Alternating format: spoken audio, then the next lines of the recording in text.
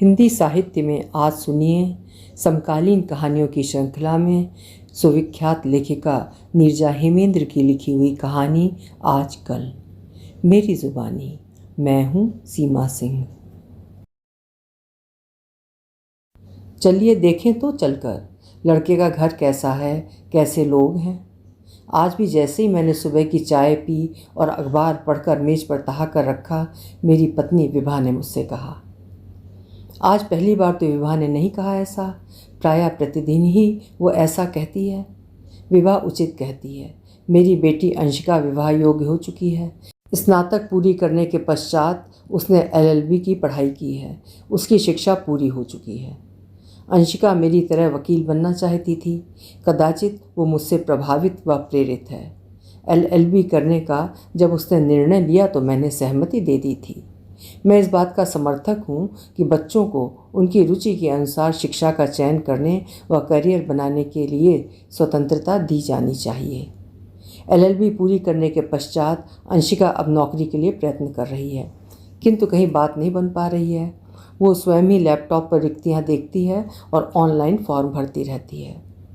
आजकल के बच्चों की यही विशेषताएं हैं कि उन्हें हर समय अपने अभिभावकों के सहारे की ज़रूरत नहीं पड़ती है। जब से अंशिका की शिक्षा पूरी हुई है, वो घर में रहती है और अपनी नौकरी की तैयारी करती है। सारा दिन घर में रहना, आवश्यकता पड़ने पर माँ के साथ घर के कार्यों में कुछ सहयोग कर देना, बस यही उसकी दिनचर्या रह गई है। पहले कॉलेज जाती थी तो उसी बहाने घर से निकलती थी। जब से घर में रहने लगी है, बाहर निकलना लगभग छोड़ चुकी है। घर में रहना तथा कभी कभी मोबाइल में कुछ देख लेना, बस आजकल अंशिका की यही लाइफ है। अधिकांश समय चुप रहना। विभा उससे कहती कि अपनी किसी सहेली को बुला लो अथवा उसके साथ कहीं घूम आओ, ना हो तो अपने लिए बाजार जाकर कुछ ले आओ। माँ के बहुत कहने पर अंशिका कभी कभी बाहर निकलती है। कभी अपनी किसी मित्र के साथ जाकर शॉपिंग भी कर आती है। घर आकर फिर वही दिनचर्या। ऐसा नहीं है कि अंशिका मेरी इकलौती संतान है। अंशिका से 3 वर्ष छोटा मेरा एक पुत्र देवांश है। वो इंजीनियरिंग की पढ़ाई कर रहा है। सुबह शीघ्र ही नाश्ता कर कॉलेज निकल जाता है। दोपहर बाद घर आता है, भोजन करके थोड़ा आराम करता है, फिर शाम को कोचिंग चला जाता है। इस आपाधापी में बहन से बात करने का अधिक समय उसके पास नहीं रहता। अवकाश में ही देवांश अपनी बहन से नौकरी, कैरियर, पढ़ाई लिखाई आदि की बातें करता है। आजकल मेरे घर में चर्चा का विषय अंशिका का विवाह ही है। विभा ने अंशिका के विवाह के लिए लड़का देखने के लिए अपने रिश्तेदारों से कह रखा है। वो उनके बताने की प्रतीक्षा कर रही है। 1 वर्ष से अधिक हो गया, आज तक किसी ने एक भी रिश्ता नहीं बताया है। पूछने पर बताते हैं कि आपकी लड़की के योग्य अच्छा रिश्ता मिलते ही बताएंगे।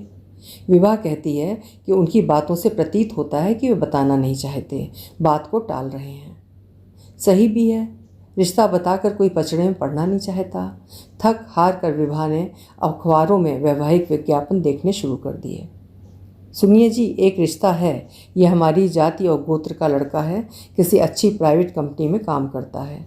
विभा ने आज रविवार के अखबार में वैवाहिक विज्ञापन देखते हुए मुझसे कहा। मैं जानता था कि मैं हाँ कहूँ या ना, विभा लड़के वालों को फ़ोन करेगी, उनके बारे में पूरी जानकारी लेगी। लड़के की नौकरी, उसका शहर यहाँ से अधिक दूर तो नहीं है, आधी आधी। कई लोगों से फ़ोन पर बात करने के पश्चात विभा अभी तक किसी से पूरी तरह संतुष्ट नहीं हुई है। अपनी इकलौती बेटी के लिए अच्छे वर की उसकी तलाश जारी है। अभी भी प्रति रविवार अखबारों में वैवाहिक विज्ञापन देख रही है। आज मेरे नंबर पर फ़ोन कर विभा ने लड़के के पिता से बात कर ली है। विभा बता रही है कि बातचीत में वे लोग ठीक लग रहे हैं। अब विभा मुझसे चलकर लड़के का घर बार देख लेने के लिए कह रही है। ठीक है, किसी दिन प्रोग्राम बनाते हैं, मैंने विभा से कहा। किसी दिन क्या, अब देर करने से कोई लाभ नहीं। जो कुछ करना है शीघ्र करना चाहिए, विभा ने कहा। इन औरतों को हर काम में कितनी शीघ्रता रहती है, मैं सोचने लगा। तत्काल मन में ये विचार आया कि विभा गलत कहाँ कह रही है। इससे पूर्व पास के शहर में एक लड़का देखने जाना था। जब तक हम आराम से पहुँचते उस लड़के का विवाह कहीं और तय हो चुका था। जबकि विभा अखबार में विज्ञापन निकलने के दिन से ही कह रही थी चलकर लड़के को देखने के लिए। मैं ही टालता रहा और 2 सप्ताह बाद समय निकाल पाया था। विभा ठीक कह रही है, इस बार मैं विलंब नहीं करूँगा। आखिर अंशिका का विवाह समय से करना है। उसके साथ की अधिकांश लड़कियों के विवाह हो चुके हैं।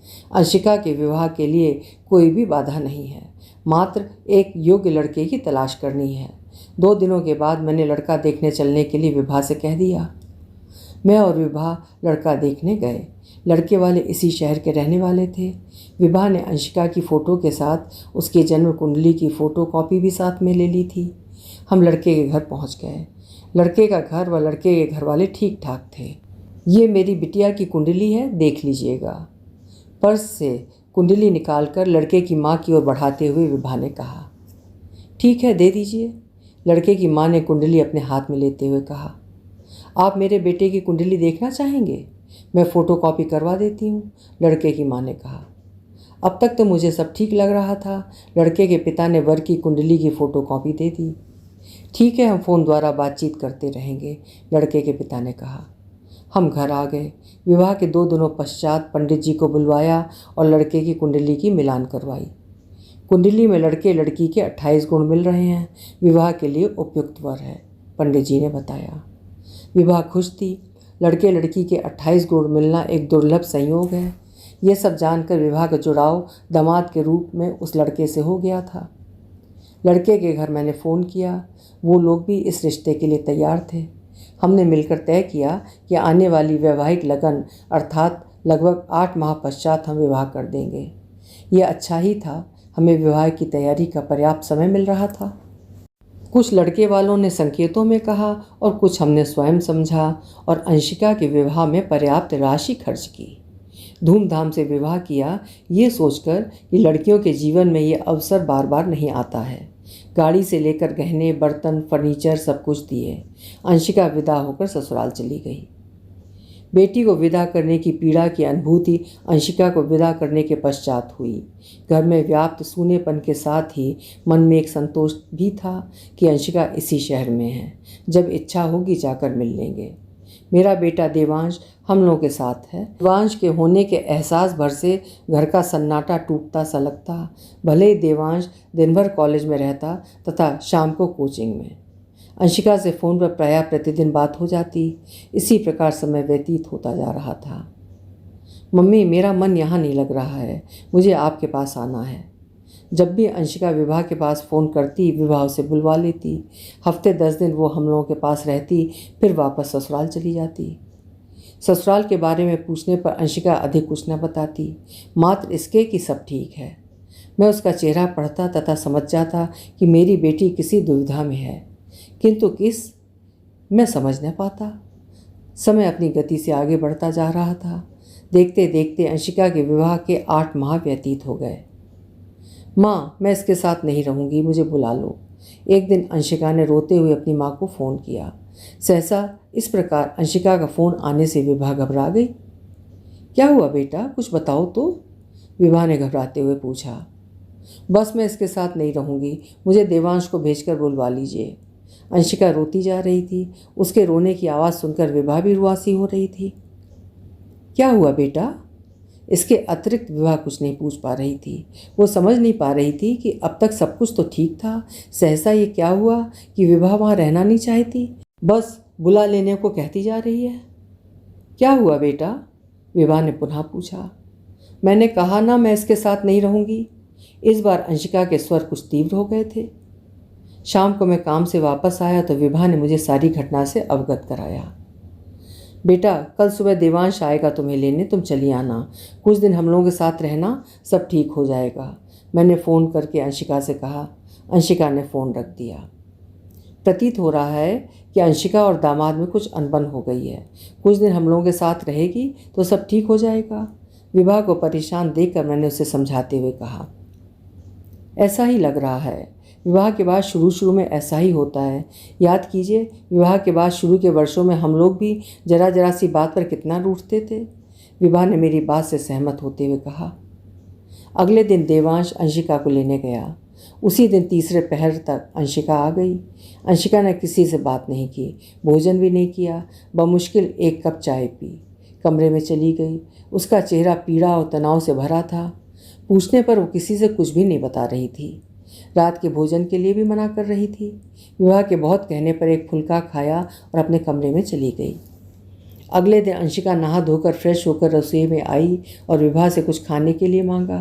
कल की अपेक्षा उसके चेहरे पर आज कुछ तनाव कम था।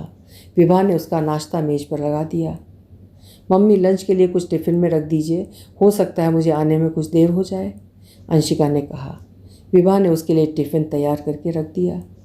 कुछ पैसे दे दीजिए, अंशिका ने मुझसे कहा।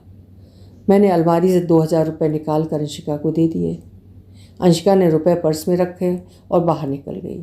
विवाह पूर्व जो स्कूटी वो चलाती थी उसे गैरेज से निकाला और उसे झाड़ने पोंछने लगी। जब से अंशिका का विवाह हो गया है तब से ही वो स्कूटी यूं ही गैरेज में किनारे खड़ी है।